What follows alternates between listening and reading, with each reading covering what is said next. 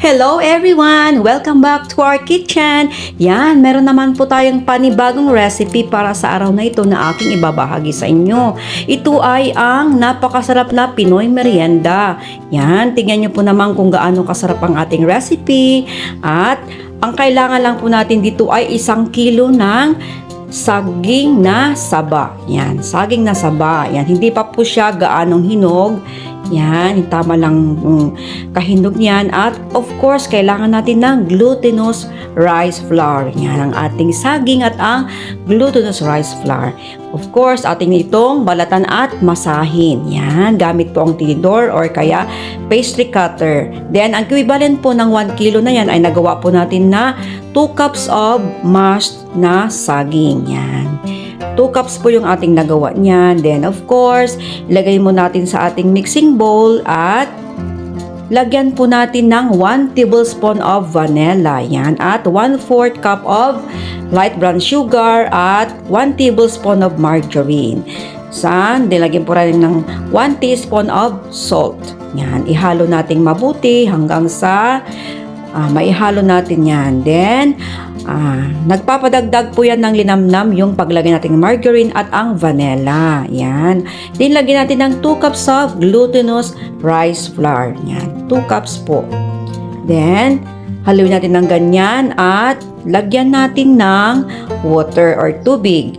1/2 cup ang inilagay ko dito. So, nadepende po kung hinog po masyado yung lalagay nyong saba, hindi po kayo magdadagdag ng tubig na kagaya ng ginawa ko.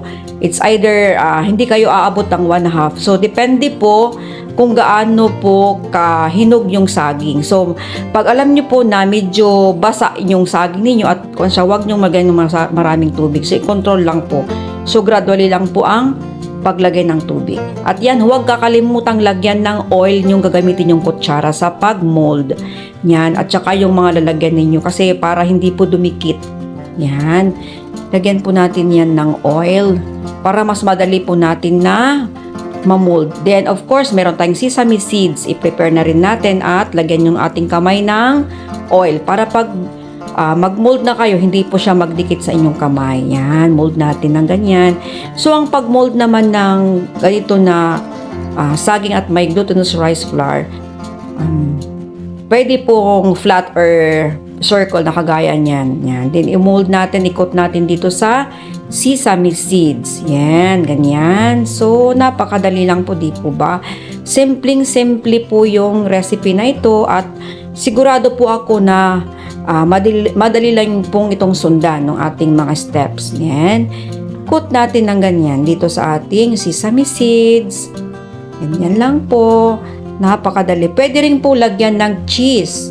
Yan, so nadepende po sa inyo kung anong cheese na brand ay ilagay nyo dyan. Pwede ring wala. Pwedeng lagyan ng cheese. Yan, lagyan natin ng sesame seeds. Yan, at ipagulong natin dyan sa ating sesame seeds para magkaroon siya ng linamnam na masarap. Yan, then pwede rin pong i-flat natin. Ganyan lang po. So, nadepende po sa inyo kung anong gusto nyong style. Pwede pong pabilog, pwedeng flat. Yan. So, ang ating medyo ano lang dito, itong recipe na to ay medyo maraming sesame seeds yung kailangan natin. Yan. Yan po sa yung main ingredients din na iba eh. Aside from glutinous rice flour talaga, we need talaga yung sesame seeds. At yan, na-form po natin. So, nadepende po kung gaano rin kalaki ang inyong magagawa. At, yan, naglagay po ako dito ng breadcrumbs. Yung sa ibang yan ay, pwede po isang option yan. Kung gusto nyo po maglagay ng breadcrumbs as coating, aside sa sesame seeds, pwede po. So, yung akin is ginawa ko breadcrumbs at saka sesame seeds. Yan, flat lang po yung pagkakalagay ko. So, ready for fry na yan tayo. Yan. So, of course, sa pagpiprito naman, kailangan natin ng lalagyan na or baking dish na kailangan natin yung medyo malalim. Yan. Naglagay tayo ng oil at hintayin natin na mainit na po yung ating mantika bago natin maglagay ng ating mga ipiprito na butchi. Yan. butchi na banana or saging na saba with glutinous rice flour. Yan, napakasarap na merienda. At pwedeng-pwede po ito na gawin natin na business. So, pag mag-costing po kayo, so nadepende po kasi kung ano yung, kung saan nyo po binili yung inyong mga ingredients like yung saging. Yan. So, i-costing nyo po kung magkano po yung inyong nagamit din. Yan, pwedeng-pwede po ito talagang pag-business. Napakasarap po na snack. Yan, di ba? Hindi naman siya masyadong maksaya sa mantika kasi dahil meron siyang sesame seeds, hindi siya absorb doon sa ginagawa nating piniprito. Yan, then wag kakalimutan na i-drain yung excess na oil.